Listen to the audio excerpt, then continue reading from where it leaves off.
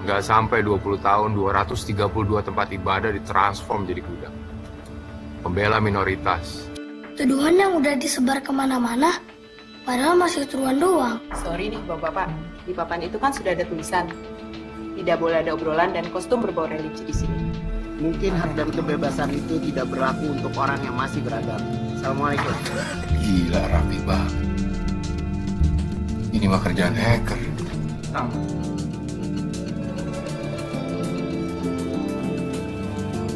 Kekerasan!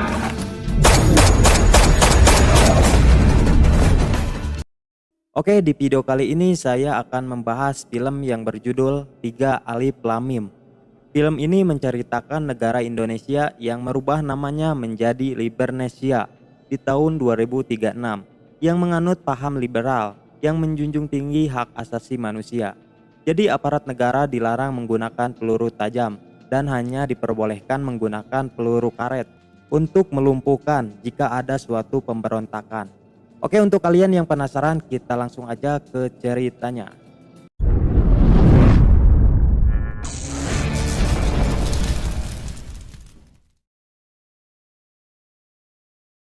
Film diawali ketika Jakarta 2015 terjadi ledakan bom di sebuah klub malam.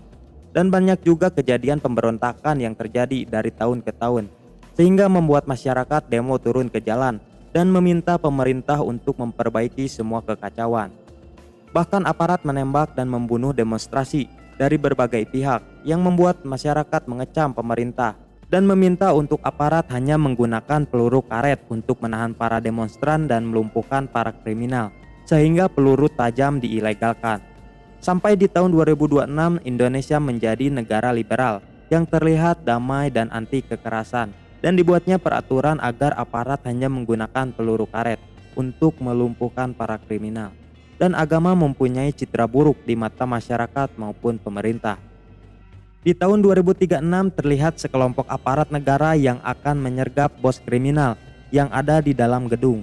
Salah satu dari anggota aparat itu bernama Alif. Sebelum melakukan penyergapan, kapten polisi yang bernama Rama terlihat sedang memasukkan peluru tajam ke dalam pistolnya. Dan Alif mencegahnya, lalu mengatakan bahwa menggunakan peluru tajam itu melanggar undang-undang. Namun Rama tetap kekeh untuk menggunakan peluru tajam. Tidak lama setelah itu, Alif pun masuk ke dalam gedung sendirian dan melawan semua para kriminal yang ada di sana.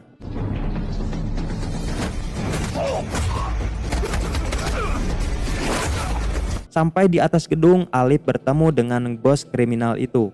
Dia bernama Sinyoto. Di sini Mr. Sinyoto menyogok Alif agar tidak menangkapnya. Namun Alif menolaknya. Mendengar hal itu, Sinyoto mengeluarkan semua bodyguardnya.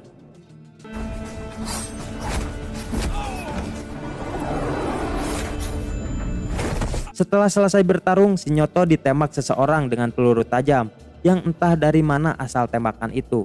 Dan Alif pun menjadi kambing hitam atas terbunuhnya Sinyoto, yang membuat Alif diberikan hukuman skor selama 2 bulan oleh kolonel. Meskipun Alif sudah menjelaskan bahwa itu bukan pelurunya. Tapi kan kamu juga tidak melihat siapa yang membunuh dia. Ketika di dalam mobil, Alif membayangkan ketika dirinya masih berada di padepokan.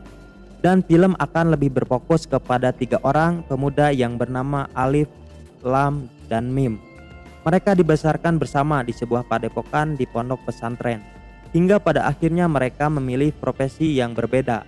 Alif yang menjadi seorang aparat negara karena dia memiliki pemikiran yang idealis, di mana dia ingin menumpas kejahatan yang ada, termasuk pembunuh orang tuanya ketika dia berada di pondok.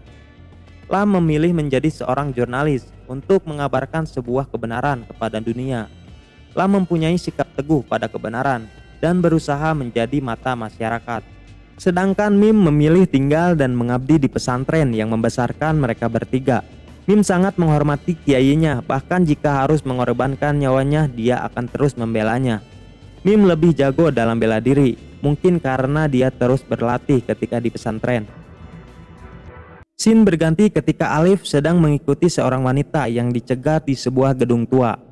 Melihat hal itu, Alif langsung membantunya, dan ternyata wanita itu adalah Laras, mantan pacarnya yang sudah lama tidak bertemu. Lalu mereka berdua mengobrol tentang masa lalu mereka. Ya, gimana kabarnya? Ketika di kantor, Alif mendapatkan sebuah pesan dari Laras yang mengajaknya bertemu di Candi Cafe pada esok hari. Di saat yang bersamaan, teman-temannya akan melakukan misi penyergapan pondok pesantren, yang kebetulan Alif tidak akan ikut dalam pasukan itu karena dia masih dalam masa hukuman. Ketika para aparat sampai di pesantren, mereka dihadang oleh Mim. Mim mampu melumpuhkan semua aparat, bahkan sampai ada luka dalam yang serius, sehingga mereka harus dirawat di pesantren itu. Di tempat lain di kantor, Lam yang dipanggil ke ruangan atasannya, yaitu Pak Chandra.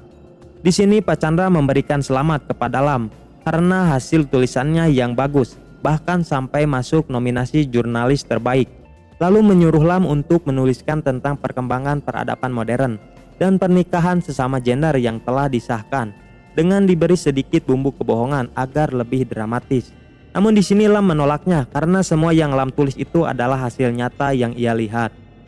Lalu tiba-tiba Lam ditelepon oleh pihak sekolah dan menyuruhnya untuk segera ke sana. Ternyata anak Lam yang bernama Gilang berulah lagi di sekolah. Gilang selalu membuat para guru ditertawakan oleh para murid. Bahkan Gilang juga telah meretas server ujian milik sekolah hanya dengan handphone miliknya. Gilang ini diberi kecerdasan di atas rata-rata. Karena itulah Lam dipanggil untuk menasehati anaknya. Aku seumur dia baru bisa browsing pakai ini. Scene berganti ketika Alif yang sudah bertemu dengan Laras di Candi Cafe.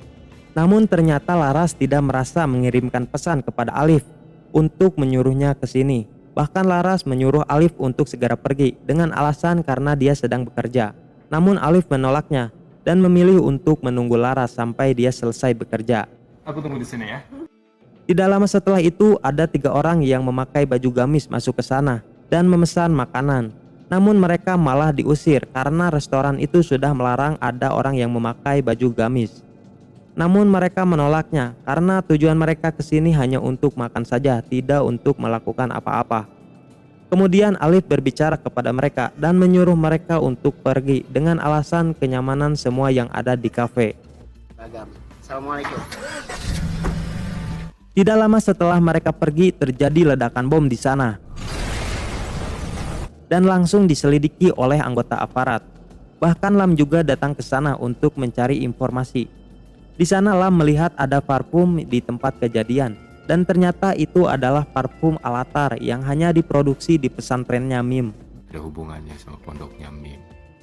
Ketika di kantor, Lam menuliskan sebuah artikel yang berisi informasi tentang ledakan yang terjadi di Candi Cafe. Namun Pak Chandra menyuruh Lam agar mengcrop tulisannya karena telah dirilis oleh jurnalis lain dengan judul memojokkan kelompok beragama. Lam lalu memprotesnya karena itu tidak sesuai dengan bukti yang belum cukup. Namun Pak Chandra malah menyuruh Lam untuk mengundurkan diri jika Lam masih bekerja dengan cara primitif seperti itu. Kita di sini nggak bisa menyimpan kriminal. Ketika Lam pulang dari kantor, tiba-tiba ada orang yang menghampiri Lam dan memasukkan sebuah flash disk ke kantongnya. Namun Lam menyadari itu dan terjadilah pertarungan di sana. Ketika Lam membuka jubahnya, ternyata itu adalah Laras dan menyuruh Lam untuk mengungkap semuanya dengan flash disk itu. Esok harinya di kantor, Lam dihampiri oleh temannya. Dia bertanya kepada Lam kenapa dia mengirimkan spam artikel yang ia tulis ke semua orang. Namun Lam merasa bingung karena dia tidak merasa melakukan hal itu. Bahkan komputer yang ia pakai tidak bisa diakses karena sudah diblokir oleh kantor. Di pondok pesantren ternyata aparat yang terluka parah karena berhadapan dengan Mim dirawat di sana oleh Kiai dan akan dilakukan operasi kepada salah satu aparat yang terluka parah. Namun tiba-tiba pasukan aparat datang ke pesantren itu dan ingin menangkap Kiai karena dituduh telah menyandra para aparat negara. Namun di sini Mim dengan keteguhan hatinya terhadap Kiai, dia keluar dan menghampiri mereka semua. Bersamaan dengan itu di tempat lain, Alif dipanggil menghadap kolonel dan diperlihatkan pondok pesantrennya dulu. Alif disuruh kolonel untuk datang ke pesantren itu untuk menangkap Kiai karena dia adalah dalang dari pengeboman di Candi Cafe. Karena Alif merasa bingung dan dia juga berpikir kalau Laras telah mati karena peristiwa ledakan, Alif pun menuruti perintah kolonel dan pergi ke pesantren. Meskipun Alif sudah dinasehati oleh Mim, dia bersikukuh untuk menangkap Kiai dan langsung berkelahi dengan Mim.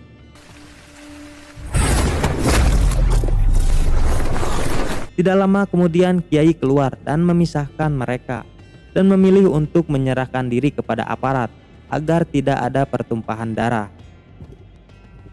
Scene berganti ketika Lam datang menemui Alif dan menanyakan kenapa Kiai bisa ditangkap. Karena menurut Lam, Kiai tidak mungkin melakukan itu. Lalu Alif memperlihatkan artikel milik Lam yang telah di-spam ke semua orang. Namun Lam merasa aneh karena dia tidak melakukan semua itu.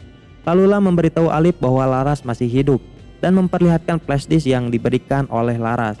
Di sini Lam memperingatkan Alif untuk tidak mendekati Laras. Setelah itu kemudian Lam membuka flashdisknya dan ternyata isinya adalah rekaman kamera CCTV yang ada di Candi Cafe. Kemudian Lam menelpon Alif dan memperlihatkan isi rekaman CCTV Candi Cafe sebelum ledakan. Melihat hal itu, Alif langsung menyuruh Lam agar cepat pergi dari tempat itu. Namun tiba-tiba ada orang yang menyerang Lam dari belakang dan terjadilah perkelahian di sana. Namun di sini Lam masih penasaran siapa hacker yang masuk ke dalam server komputernya. Dan ternyata itu adalah Gilang, anaknya. Melihat hal itu, dengan cepat Lam langsung pulang ke rumahnya.